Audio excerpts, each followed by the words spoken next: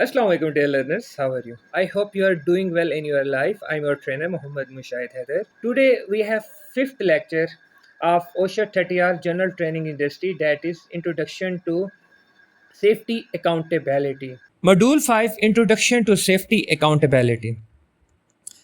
इसका मतलब ये है कि कोई भी ऑर्गेनाइजेशन हो उसमें अगर कोई एक्सीडेंट हो जाता है तो अकाउंटेबल कौन होगा, इस चीज़ का हमें कैसे पता चलेगा, और जो अकाउंटेबल होगा उसके साथ क्या करना चाहिए, और किसी भी ऑर्गेनाइजेशन में, कॉलेज में, स्कूल में अकाउंटेबिलिटी का सिस्टम ले आने के लिए हमें क्या स्टेप लेने चाहिए। बेसिकली होता ही है कि जब भी कोई एक्सीडेंट हुआ क्या होगा, मेरा नहीं, हिज फॉल्ट है या हर फॉल्ट है, देयर फॉल्ट है, नॉट मी, मैं नहीं हूँ। बेसिकली रिस्पॉन्सिबिलिटी एक्सीडेंट की सूरत में कोई एक्सेप्ट नहीं करता। तो अब कोई भी ऑर्गेनाइजेशन हो, फर्टिलाइज़र हो, ऑयल एंड गैस सेक्टर हो, तो उसमें हमने अकाउंटेबिलिटी का सिस्टम लेके आना है। So what is safety accountability? Employers और एम्प्लॉइज़ को रिस्पॉन्सिबल करना कि अगर कोई इशू हुआ तो वो उसके लिए उनसे हिसाब किताब होगा। सेफ्टी अकाउंटेबिलिटी से कल्चर ऑफ ऑनरशिप आता है।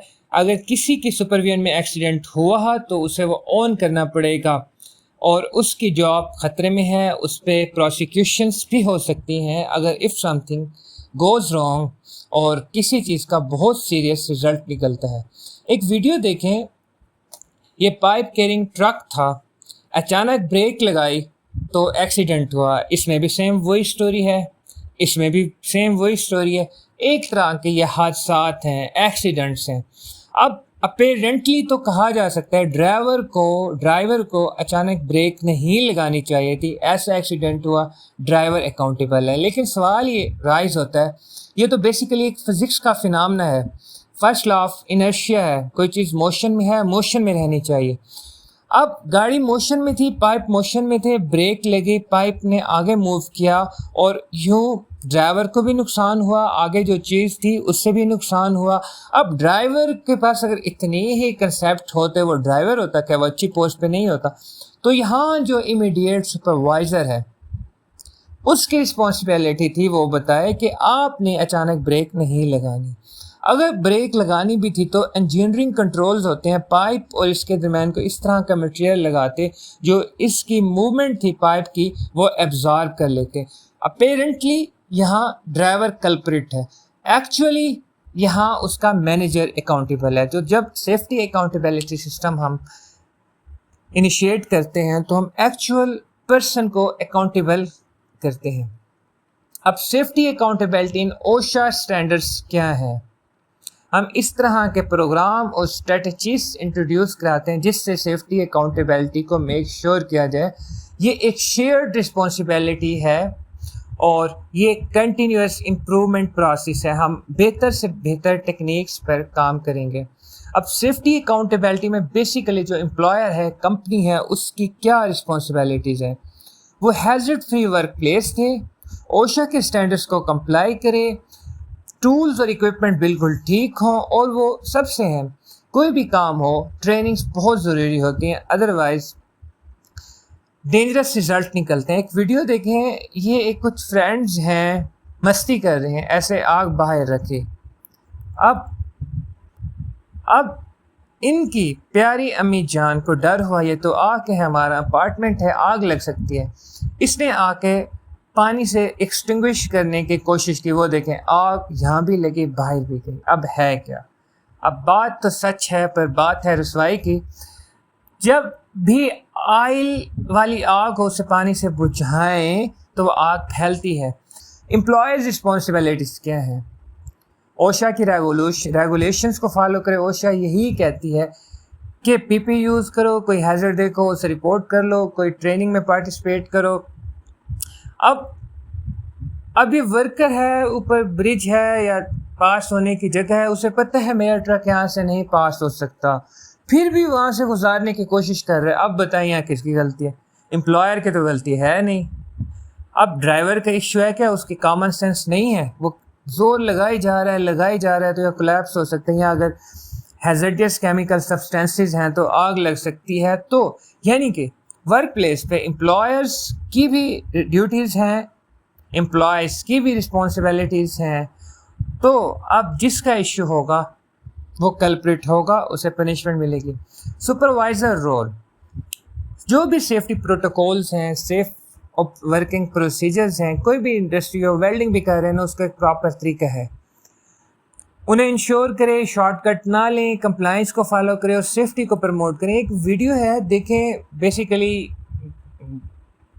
ट्रिमिंग हो रही है घास की, इतना बड़ा कोई हैजर्ड नहीं है, कोई इश्यूज नहीं है, लेकिन सुपरवाइज़र ने पेडेस्ट्रियन को प्रोटेक्ट करना है कि इसकी जो डस्ट है ग्रास की इनके ऊपर ना है, तो एक प्रॉपर सिस्टम लगाया हुआ है।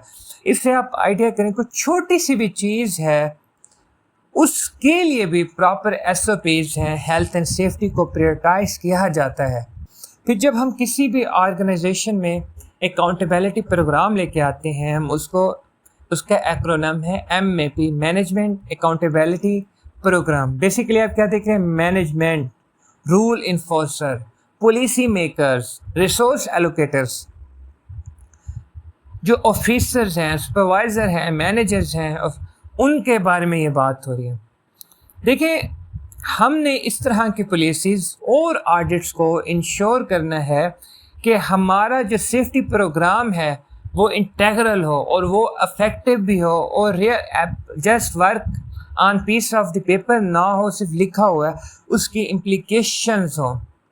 आप सेफ्टी ऑब्जेक्टिव्स के साथ अलाइन करता हो, आपके हर कोई आप एक्टिविटी कर रहे हैं, लैब में काम कर रहे हैं, तो जो केमिकल लैब सेफ्टी है, आपके SOPs उससे अलाइन हो और वो MAP के अंडर आना चाहिए। और MAP में अब होता ही है कि कुछ जो बड़ी कंस्ट्रक्शन साइट्स हैं वहाँ काम हो रहा है, मैनेजर रूम में बैठे हैं, मज़े से AC चला के अपने डॉक्यूमेंटेशन में मसरूफ़ हैं, लेकिन बाहर वर्कर्स हैं, वो PP यूज़ नहीं कर रहा है, SOPs यूज़ नहीं कर रहा। तो हम मैनेजर मेक श्योर करते हैं कि वो फील्ड विज़िट करते हैं, सेफ्टी ट्रिप्स करते हैं, जिससे पता चले, सेफ्टी मीटिंग्स करते हैं, सेफ्टी ऑडिट्स करते हैं, सेफ्टी इंस्पेक्शंस करते हैं, ताकि पता चल सके कि वर्कर कितना इफेक्टिवली काम कर रहा है। मैनेजमेंट अकाउंटेबिलिटी प्रोग्राम, इसके बेसिकली 4 पॉइंट्स है। फर्स्ट है प्लानिंग और कंट्रोल। सबसे पहले हम प्लान करेंगे कि manager, engineer, supervisor, simple officer कि क्या करेंगे और वो किस तरह सिस्टम को कंट्रोल करेंगे, कौन सा जो एक्टिविटी है, काम है, वो किस हद तक किसके कंट्रोल में है। ये पीस ऑफ पेपर हो गया। फिर बजट एलोकेट करेंगे, अपने हेल्थ एंड सेफ्टी को प्रमोट करना है तो आपको एक्स्ट्रा इक्विपमेंट चाहिए, आपको फायर एक्सटिंग्विशर चाहिए, आपको बैरिकेशन के लिए आपको एरिया चाहिए, आपको हेलमेट चाहिए, PPE चाहिए, वो काफ़ी सारी चीज़ें आपको चाहिए, तो आपको बजट चाहिए। प्रोग्राम इवैल्यूएशन करना है, आपने जो चीज़ें बना दी हैं कि वो कितना इफेक्टिव है, उस पर चेक एंड बैलेंस देखेंगे, सीनियर्स हैं उनसे पूछेंगे, जो एक्चुअल डे लाइफ में वर्कर काम कर है उन्हें इन्वॉल्व करेंगे, फिर हम ये इम्प्लीमेंट कर देंगे। लेकिन इम्प्लीमेंट होने के बाद हमें लगता है कि कुछ चीज़ें जिन्हें मज़ीद इम्प्रूवमेंट की ज़रूरत है, तो हम करेक्टिव एक्शंस लेंगे। एक वीडियो देखें, जब वर्क एट हाइट पे काम कर रहे हो, आपके पास सेफ्टी हार्नेस ना हो, तो फिर आप ये सेफ्टी नेट्स यूज़ करते हैं। सेफ्टी नेट्स का फ़ायदा यही है कि बेसिकली उसने आपको प्रोटेक्ट किया। आप सेफ्टी नेट्स यूज़ किया तो कितने सेफ्टी नेट हो, प्लानिंग है, फिर कंट्रोल है, इसके लिए बजट चाहिए था। अब जो सेफ्टी नेट हैं, क्या ये इतने इफेक्टिव हैं कि 2-4 लोग इकट्ठे गिर जाएं तो ये बेयर कर सकेंगे। इवैल्यूएशन में आ गया तो फिर करेक्टिव एक्शन ले लेते हैं अगर कोई सेफ्टी नेट आपके स्टैंडर्ड पे पूरा नहीं उतर रहा। अब OSHA के जो ट्रेनिंग प्रोग्राम्स हैं, ये किस तरह इफेक्टिव हैं या किस तरह कम्युनिटी तक पहुंचते हैं। फर्स्ट है OSHA आउटरीच 10 और 30 आवर। हम 30 आवर OSHA को डिस्कस कर रहे हैं।